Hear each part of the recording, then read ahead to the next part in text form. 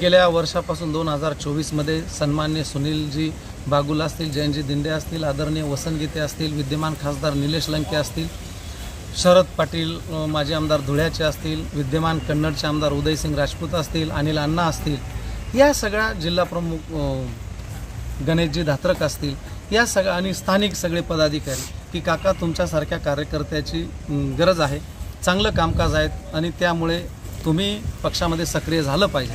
आणि एक चांगला कार्यकर्ता म्हणून ह्या सगळ्या वरिष्ठ मंडळींनी, वसंत गीते या सगळ्या मंडळींनी वरिष्ठांपर्यंत तो विषय ठेवला आणि त्यांच्यापर्यंतही ह्या सगळ्या कामकाजाचं ज्ञात होतं.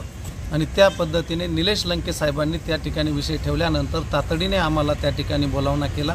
आदरणीय संजयजी राऊत साहेबांची त्या ठिकाणी भेट घेतली, चर्चा झाली आणि त्या चर्चेमध्ये मी इच्छुक उमेदवार असल्याचं त्यांना त्या ठिकाणी नमूद केलं आणि मी माझ्या कामकाजाचा त्या ठिकाणी आढावा द्यायला लागलो. तर त्यांनी पाठ थोपटून सांगितलं की तू काही कुठली हे देऊ नको, तुझ्या कामकाजाविषयी सगळ्यांना माहिती आहे, सगळ्या लोकप्रतिनिधींनी आणि आम्हालाही डिपार्टमेंटली सगळ्यांनी रिपोर्ट असतात, कामकाज तुझं चांगलं आहे, तू गद्दारी केली नाही, तू आहे त्याच ठिकाणी आहे, कुठल्या पक्षात गेला नाही.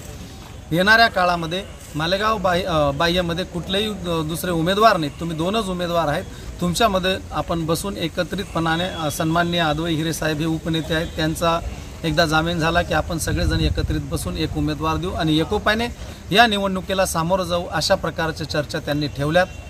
आणि त्या चर्चा झाल्यानंतर एक साधक बाधक चर्चा त्या ठिकाणी झाली, सगळ्या गोष्टींची सविस्तर विषय त्या ठिकाणी झालेत आणि त्या पद्धतीने आम्ही त्या ठिकाणी सगळ्या चर्चा करून आज मार्गक्रमण करत पुन्हा परतलो आणि आपल्या स्थानिक सगळ्या पदाधिकाऱ्यांची शिवसेना कार्यालयामध्ये बैठक घेऊन साधक बाधक चर्चा होऊन एक कार्यक्रम संपन्न झाला. हा सगळा मार्गक्रमण झाला.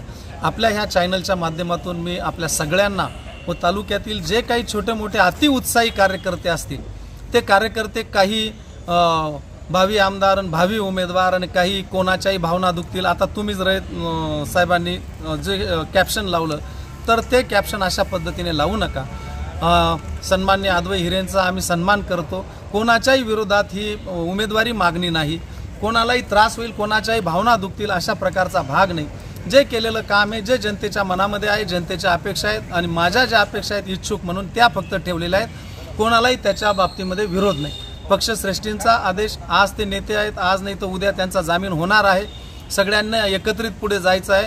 म्हणून तो आपणही आणि तालुक्यातल्या कोणीही कार्यकर्त्यांनी चुकीच्या पद्धतीने लिहू नये आणि कुठलंही कॅप्शन असं कोणाच्या भावना दुखतील, कोणाच्या कार्यकर्त्यांच्या भावना दुखतील अशा टाकू नये, एवढंच मी या ठिकाणी सांगेल. मी त्यांचा सन्मान करतो. आम्ही एकत्रित जसं कृषी उत्पन्न बाजार समितीला कामकाज केलं तसं येणाऱ्या या निवडणुकीमध्ये बी कामकाज करणार आहोत, हे या ठिकाणी नमूद करतो. ताज्या व महत्त्वाच्या बातम्या